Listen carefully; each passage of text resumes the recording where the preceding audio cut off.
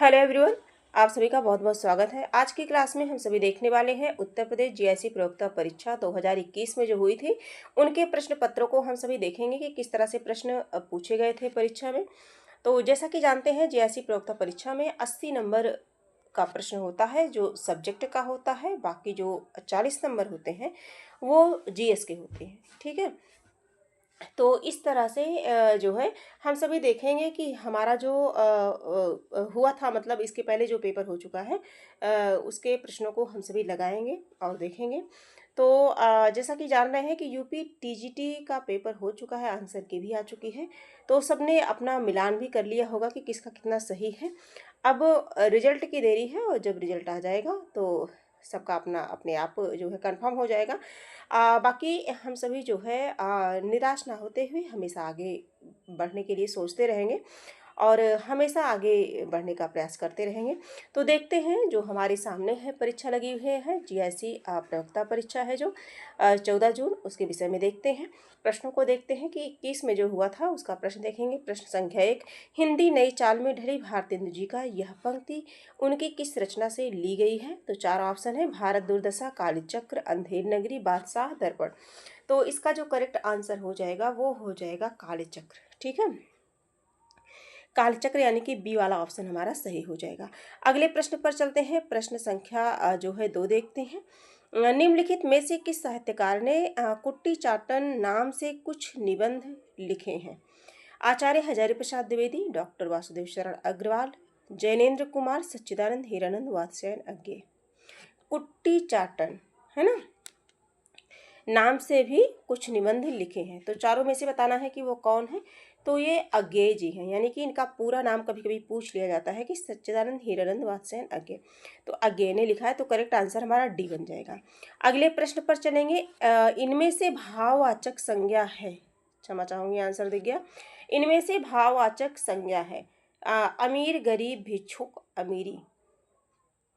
कौन सी भाववाचक संज्ञा है? तो अमीर से क्या बना है? अमीरी बना है ना, तो ये हमारी भाववाचक संज्ञा हो जाएगी। अगला देखेंगे। महादेवी वर्मा के किस काव्य संग्रह की कविताएं वैदिक संस्कृत के विभिन्न काव्यांशों पर आधारित है? 4 नंबर का प्रश्न है जो कि महादेवी वर्मा के किस काव्य संग्रह की विशेषताएं वैदिक संस्कृत के विभिन्न काव्यांशों पर आधारित है? सप्तपर्णा, दीपशिखा, निर्जा, सांध्य। चारों ऑप्शन है और प्रश्न को हम ध्यान से पढ़ेंगे। कुछ कहा नहीं जा सकता है, कभी कभी प्रश्न रिपीट भी हो जाता है ना, तो पीवाई की हुआ ये। तो देखेंगे इसका जो करेक्ट आंसर होगा क्या होगा। प्रश्न संख्या 4, तो इसमें हो जाएगा सप्तपर्णा। क्या होगा? सप्तपर्णा होगा, करेक्ट आंसर ए हो जाएगा। अगले प्रश्न की बात की जाए तो प्रश्न संख्या 5 है, इनमें से रेखा चित्रपरक कौन सी कृति महादेवी वर्मा की नहीं है? बोलती प्रतिमा, अतीत के चलचित्र, स्मृति की रेखाएं, मेरा परिवार। कौन पूछा गया है कि कौन सा नहीं है? देखिए, अतीत के चलचित्र, स्मृति की रेखाएं, अतीत के चलचित्र हो गया, स्मृति की रेखाएं हो गया और मेरा परिवार है। जबकि बोलती प्रतिमा के लेखक कौन है? ये जो बोलती प्रतिमा है इसके लेखक कौन है? तो श्री राम शर्मा है। कौन है? श्री राम शर्मा है। ठीक है, तो ये अपने आप कंफर्म हो गया। इसका करेक्ट आंसर क्या हो जाएगा? ए हो जाएगा। कौन सा नहीं पूछा गया है? तो ए वाला ऑप्शन हो जाएगा, बोलती प्रतिमा श्री राम शर्मा का है। अगले प्रश्न पर चलते हैं। प्रश्न संख्या 6 देखते हैं। रीतिकालीन कवि मतीराम द्वारा लिखित ग्रंथ ललित ललाम है, पिंगल ग्रंथ है, रस निरूपण ग्रंथ है, अलंकार ग्रंथ है, इनमें से एक भी नहीं। तो इसमें बताना है 6 नंबर का करेक्ट आंसर क्या होगा। तो मतीराम द्वारा लिखित ग्रंथ ललित ललाम है और यह कैसा है? अलंकार ग्रंथ है। कैसा है? अलंकार। हमारा सी वाला ऑप्शन जो है ये राइट हो जाएगा। अगले प्रश्न पर चलेंगे हम सभी। विकलांग श्रद्धा का दौर इनमें से किस विधा की रचना है? रिपोर्टाज, व्यंग, कहानी, डायरी। 4 ऑप्शन है हमारे सामने और चारों में से हमें बताना है। तो ये विकलांग श्रद्धा का दौर ये क्या है? व्यंग है। आगे हम सभी देखते हैं। विकलांग श्रद्धा का दौर ये व्यंग है। अगला हम सभी देखेंगे 8 नंबर का प्रश्न है, केसो कही न जाए का कहिए आत्मकथा के लेखक हैं। केसो कही न जाए का कहिए आत्मकथा के लेखक कौन है? भगवती चरण वर्मा है। तो सी वाला ऑप्शन सही हो जाएगा, भगवती चरण वर्मा है। 9 नंबर के प्रश्नों को देखेंगे। बाबूराव विष्णु पराड़कर इनमें से किस दैनिक पत्र के संपादक रहे? दैनिक जागरण, दैनिक आज, अमर उजाला, हिंदुस्तान। 9 नंबर का प्रश्न है और इसका करेक्ट आंसर हो जाएगा दैनिक आज। ठीक है, किसके हैं? दैनिक आज। दैनिक आज यानी कि बी वाला ऑप्शन हमारा राइट हो जाएगा। अगले प्रश्न पर चलते हैं। प्रश्न संख्या 10 देखते हैं। धर्म क्षेत्रे कुरुक्षेत्रे कहानी के लेखक हैं। 10 नंबर का प्रश्न है, धर्म क्षेत्रे कुरुक्षेत्रे कहानी के लेखक हैं महीप सिंह, कमलेश्वर, हिमांशु जोशी, दूधनाथ सिंह। 10 नंबर का प्रश्न है, तो धर्म क्षेत्रे कुरुक्षेत्रे कहानी के लेखक हैं दूधनाथ सिंह, यानी कि डी वाला ऑप्शन हमारा सही हो जाएगा। धर्म क्षेत्रे कुरुक्षेत्रे, दूधनाथ सिंह। अगले प्रश्न पर देखेंगे। 11 नंबर का प्रश्न है, दिवस का अवसान समीप था, गगन था कुछ लोहित हो चला, तरुशिखा पर थी अब राजती, कमलिनी कुल वल्लभ की प्रभा। देखिए, ये कई बार पूछा जाता है ना, अधिकतर परीक्षाओं में ये पूछा जाता है, तो इसे जरूर ध्यान में रखें। इस कविता में छंद है वंशस्थ, द्रुत विलंबित, दुर्मिल और वसंत तिलका। ठीक है, तो 11 नंबर का जो प्रश्न है, इसका जो करेक्ट आंसर होगा वो क्या होगा? तो द्रुत विलंबित, द्रुत विलंबित छंद है। कौन सा छंद है? द्रुत विलंबित छंद है। ठीक है, आगे देखेंगे। शब्दार्थो ते शरीरम रस आत्मा, यह कथन इनमें से किसका है? शब्दार्थो ते शरीरम रस आत्मा, यह कथन इनमें से किसका है? भरत मुनि, राजशेखर, विश्वनाथ भामा। 12 नंबर का प्रश्न है और इसका जो करेक्ट आंसर होगा वो क्या होगा? तो ये राजशेखर का है। किसका है? राजशेखर का है। धर्म आर्थो ते शरीरम रस आत्मा, ठीक है, किसका है? राजशेखर का है। 13 नंबर के प्रश्नों को देखेंगे। अयोग्य के पास अच्छी वस्तु, इनमें से किस लोकोक्ति के लिए सटीक अर्थ है? अयोग्य के पास अच्छी वस्तु, छठी का दूध याद आना, जिसकी लाठी उसकी भैंस, चौबे गए छप्पे होने, दूबे बनकर आए छब्बे होने, छछूंदर के सिर पर चमेली का तेल। ठीक है, चारों में से बताना है। अयोग्य के पास अच्छी वस्तु, तो छछूंदर के सिर में चमेली का तेल, यानी कि डी वाला ऑप्शन हमारा सही हो जाएगा। 14 नंबर के प्रश्नों को देखेंगे। सार सुधानिधि पत्र के संपादक थे। सार सुधानिधि पत्र के संपादक थे तो पंडित सदानंद मिश्र थे। कौन है? पंडित सदानंद मिश्र थे। सार सुधानिधि पंडित सदानंद मिश्र इसके संपादक थे। आगे देखेंगे हम सभी 15 नंबर के प्रश्नों को देखेंगे। निम्नलिखित में से कौन सा काव्य संग्रह नागार्जुन का नहीं है? नागार्जुन का नहीं है पूछा गया। युग की गंगा, युगधारा, प्यासी पथराई आंखें, तुमने कहा। 15 नंबर का प्रश्न है और इसका करेक्ट आंसर क्या होगा, है ना? कौन सा नहीं है पूछा गया। देखिए, युग की गंगा, प्यासी पथराई आंखें, तुमने कहा था, ये सभी नागार्जुन का है। और युग की गंगा प्रगतिवादी कविता केदारनाथ अग्रवाल का काव्य संग्रह भी है। क्या है? युग धारा है इनका, लेकिन युग की गंगा किसकी है? युग की गंगा ये प्रगतिवादी कवि केदारनाथ अग्रवाल की है, यानी कि इसका करेक्ट आंसर हमारा युग की गंगा हो जाएगा। क्या हो जाएगा? युग की गंगा। बाकी जो रचनाएं हैं, युगधारा, प्यासी पतराई आंखें, तुमने कहा था, ये जो है नागार्जुन की है।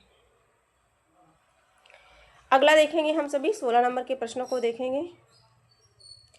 काव्येषु नाटकम रम्यम, यह कथन इनमें से किस कृति के संदर्भ में है? 16 नंबर का प्रश्न है, काव्येषु नाटकम रम्यम। सभी परिचित हो गए होंगे, है ना? आंसर तुरंत समझ आ गया होगा कि कौन सा है। तो ये अभिज्ञान शाकुंतलम है और अभिज्ञान शाकुंतलम किसकी रचना है?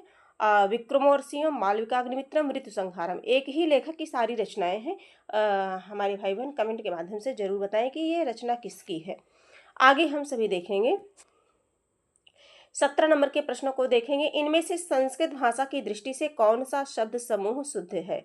संस्कृत भाषा की दृष्टि से पूछा गया है, कौन सा शब्द शुद्ध है? चारों ऑप्शन है और इसमें बताना है। देखिए, जब संस्कृत की बात आती है तो जो हलंत लगा हुआ होता है वो शुद्ध ज़्यादा होता है। तो इसमें हलंत नहीं है, इसमें है तो इसमें नहीं है ना?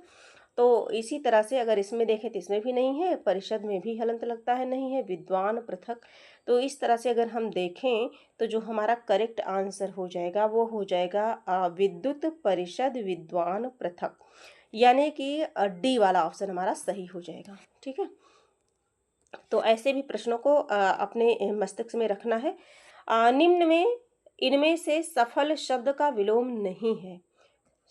सफल शब्द का विलोम शब्द पूछा गया, अपोजिट वर्ड। असफल, विफल और कुफल, निष्फल। 18 नंबर का प्रश्न है। देखिए, सफल का विलोम असफल, विफल और निष्फल, है ना। तो कौन सा बचा? असफल, विफल, निष्फल, कुफल। कुफल ऐसा नहीं सुना होगा आप लोगों ने, तो ये क्या हो गया? कुफल हमारा करेक्ट आंसर हो गया, क्योंकि नहीं पूछा गया है। अगला देखेंगे 19 नंबर के प्रश्न को। लक्ष्मीपुरा इनमें से किस विधा की रचना है? लक्ष्मीपुरा इनमें से किस विधा की रचना है? 19 नंबर का प्रश्न है। लक्ष्मीपुरा इनमें से किस विधा की रचना है? तो ये रिपोर्ताज है। किसकी है? रिपोर्ताज है। करेक्ट आंसर ये हो जाएगा। निम्नलिखित में से किस शब्द में तद्धित प्रत्यय का प्रयोग हुआ है? तद्धित प्रत्यय का प्रयोग हुआ है, ठीक है।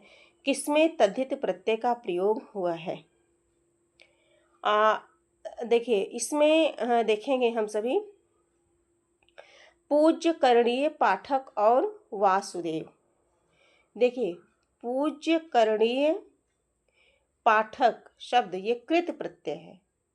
कृत या कृदंत प्रत्यय से बना है, तो तद्धित प्रत्यय का प्रयोग हुआ है। इसमें हम देखेंगे जैसे पूज्य हो गया, है ना। पूज्य, इसमें जैसे पूज्य हो गया, करणीय हो गया और पाठक हो गया। ये सभी क्या है? कृत या कृदंत प्रत्यय। कृत या कृदंत प्रत्यय। अब अगला बना वासुदेव, ये हमारा क्या है? तद्धित प्रत्यय, ठीक है। तो डी वाला आंसर हमारा सही हो जाएगा। यशोदा शब्द में कौन सी संधि है? 21 नंबर का प्रश्न है, 30 तक हम सभी करेंगे। यशोदा शब्द में कौन सी संधि है? यशोदा शब्द में यशः प्लस द, है ना, व्यंजन संधि है, सॉरी विसर्ग संधि है। कौन सी संधि है? विसर्ग संधि है। ए वाला ऑप्शन सही हो जाएगा। अगला देखेंगे हम सभी, निम्नलिखित शब्द रूपों और उनकी विभक्तियों को सुमेलित कर दिए गए कूट से सही विकल्प का चयन करें। आत्मनि, इसमें जो है शायद 4 ऑप्शन हैं, ये कोट के प्रश्न हैं। आत्मनि चतुर्थी एकवचन, सर्वस्मय पंचमी बहुवचन, युष्मत् सप्तमी एकवचन, अस्माभि तृतीया बहुवचन। इसमें हम सभी को मिलान करना है। तो इसमें अगर हम सभी देखें तो आत्मनि सप्तमी एकवचन है। आत्मनि क्या है? सप्तमी एकवचन, यानी कि 1 का 3, पहले क्या हो जाएगा? सा हो जाएगा, ठीक है। और सर्वस्मय की बात अगर करें तो ये चतुर्थी विभक्ति क्या है? चतुर्थी विभक्ति किसमें है? आ में है। सा फिर आ हो जाएगा। और अगर युष्मत की बात की जाए तो युष्मत पंचमी विभक्ति है। पंचमी विभक्ति आ के बाद बा हो जाएगा। अब बचता है एक अस्माभि, तो ये तृतीया बहुवचन है, ठीक है। अधिकतर तृतीया बहुवचन में भी लगा होता है। तृतीया बहुवचन है, तो इसके बाद क्या हो जाएगा? दा हो जाएगा। सा, आ, बा और दा, है ना। सा, आ, बा और दा, यानी कि सा, आ, बा और दा, यही वाला बी वाला आंसर सही हो जाएगा। इसमें भी देख लीजिए सही है। आगे हम सभी देखेंगे 23 नंबर के प्रश्नों को देखेंगे। निम्नलिखित में से कवि कालिदास के जीवन पर आधारित मोहन राकेश की नाट्य कृति है? मोहन राकेश की नाट्य कृति है तो आषाढ़ का एक दिन। आगे बढ़ते हैं। आषाढ़ का एक दिन, है ना। चारों ऑप्शन को पढ़िए तो देखिए समय तो लगता है, और मैं बहुत ज़्यादा समय नहीं लेना चाहती आप लोगों का। ये भी मिलान के ही प्रश्न हैं, थोड़ा सा इन्हें इस तरह से कर लेते हैं जिससे दिखे। सूची 1 के रचनाकारों को सूची 2 में लिखी उनकी कृतियों से समुचित मेल करके दिए गए कोर्स से सही विकल्प है वही चयन करना है। और इसमें देखना है हम सभी को जो है रचनाकार हैं और उनकी कृतियां हैं, है ना। मम्मट का काव्य प्रकाश हो गया। मम्मट का क्या हो गया? काव्य प्रकाश हो गया, यानी कि सबसे पहले सा आ गया। मम्मट का काव्य प्रकाश। साहित्य दर्पण जो है विश्वनाथ का है, सभी जानते हैं। साहित्य दर्पण विश्वनाथ का साहित्य दर्पण हो गया, यानी कि सा के बाद आ हो गया। और जयदेव, जयदेव का चंद्रालोक हो गया। चंद्रालोक यानी कि बा हो गया। और दंडी का काव्यादर्श है ही है, तो यानी कि दा हो गया। सा, आ, बा, दा। सा के बाद आ आता है किसमें? सा, आ, बा और दा, यानी कि सी वाला ऑप्शन हमारा सही हो जाएगा। अगले प्रश्न पर चलते हैं। देखिए, सगुण अलंकारण सहित दोष रहित जो होय, शब्द अर्थवारो कवित विभुध कहत सब कोई। काव्य की यह परिभाषा इनमें से किस आचार्य ने दी है? किस आचार्य ने दी है? 25 नंबर का प्रश्न है। तो ये चिंतामणि की है। किसकी है? चिंतामणि की है। सी वाला ऑप्शन सही हो जाएगा। 26 नंबर के प्रश्नों को देखते हैं। तद्भव पत्रिका के संपादक हैं हरि प्रकाश उपाध्याय, संजय सहाय, अखिलेश ज्ञान रंजन। तद्भव पत्रिका किसकी है? तो ये अखिलेश की है, यानी कि इसके संपादक कौन है? अखिलेश। सी वाला ऑप्शन सही हो जाएगा। 27 नंबर के प्रश्न को, इनमें से व्यक्तिवाचक संज्ञा नहीं है। इनमें से पूछा गया है कि व्यक्तिवाचक संज्ञा नहीं है। 27 नंबर का प्रश्न है, व्यक्तिवाचक संज्ञा है त्रिपिटक, भरत और गंगा। त्रिपिटक, भरत और गंगा ये सभी हैं, और व्यक्तिवाचक नहीं है तो लेखक नहीं है ना। आगे हम सभी देखेंगे। 28 नंबर का प्रश्न है, विशाल भारत पत्र कहाँ से प्रकाशित हुआ था? 28 नंबर का प्रश्न है, विशाल भारत पत्र जो है कलकत्ता से प्रकाशित हुआ था। सी वाला ऑप्शन सही हो जाएगा। 29 नंबर के प्रश्नों को देखेंगे। निम्नलिखित में से लेखक और यात्रा से संबंधित उनकी कृति का एक युग्म गलत है, वह है। अब इसमें देखेंगे, चीणों पर चांदनी, ये निर्मल वर्मा का है, सही है। अज्ञेय एक बूंद सहसा उछली अज्ञेय का है। और अगला ऑप्शन हम सभी देख लेते हैं। धर्मवीर भारती किन्नर देश में, राहुल सांकृत्यायन का है। ये धर्मवीर भारती का नहीं है, तो यही ऑप्शन हो जाएगा। और चिंतामणि रामचंद्र शुक्ल सभी जानते ही हैं, तो सी वाला ऑप्शन हमारा सही हो जाएगा। अब देखेंगे 30 नंबर का प्रश्न है, रचना विधा की दृष्टि से बोलगा से गंगा है। कहानी, नाटक, उपन्यास और यात्रा वृतांत। 30 नंबर का प्रश्न है, इसका करेक्ट आंसर क्या होगा हम सभी को बताना है। प्रश्न संख्या 30, विधा की दृष्टि से बोलगा से गंगा है, तो ये कहानी है। क्या है? कहानी है, ठीक है। तो इसका करेक्ट आंसर क्या हो जाएगा? कहानी, यानी कि ए वाला ऑप्शन सही हो जाएगा। इस तरह से हम लोगों ने कितने प्रश्नों को किया? हम लोगों ने 30 प्रश्नों को किया, और ये 30 प्रश्न कहाँ के थे? 2021 में आए हुए प्रश्न थे, जीआईसी प्रयोक्ता के, ठीक है। तो शायद इसके माध्यम से कुछ प्रश्न रिवीजन भी हुआ होगा प्रश्नों का। तो आज के लिए इतना ही, बहुत लंबी क्लास नहीं करना चाहते हैं। और इसके बाद जो भी प्रश्न बचे हुए हैं, इन प्रश्नों को 1-2 दिन में कवर कर दिया जाएगा। एक दो दिन में, अभी ज़्यादा टाइम ही नहीं है। आप अपने पढ़ाई पर और रिवीजन पर ध्यान दीजिए। आज के लिए इतना ही, फिर मिलेंगे, तब तक के लिए धन्यवाद।